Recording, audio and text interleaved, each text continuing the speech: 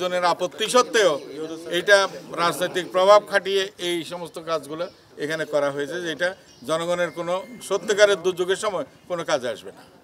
তো এই যে স্থাপনাটা, এত বড় একটা স্থাপনা এখানে তৈরি হলো, এটার পাশে আবার ওখানে একটা 4তলা হাই স্কুল আছে, তার সত্ত্বেও এখানে এই স্থাপনাটা তৈরি হলো।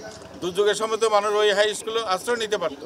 এটা যেখানে এই ধরনের স্থাপনা নাই, অনেক বেশি জনগুরুত্বপূর্ণ জায়গা যেখানে, সেখানে এটা হইলে যথার্থ হইতো।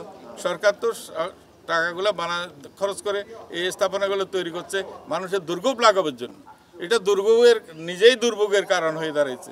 এটাকে রক্ষা করবে কি, এটা দেখতে আসছিলাম আর কি। এটা দেখে দুঃখ পাইছি। পরবর্তী পদক্ষেপ আমরা নিচ্ছি, যেখানে এই সমস্তগুলা এখনও কাজ ধরা হয় না, এগুলি বন্ধ করে দেব।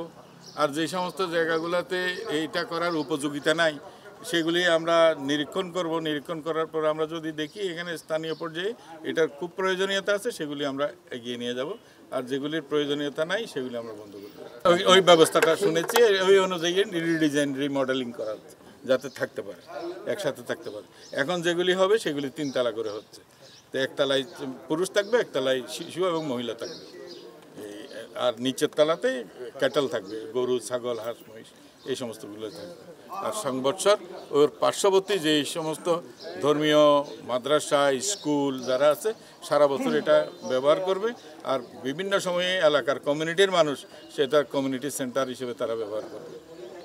এইটাই হয়তো এইগুলির ব্যবহার বিধি।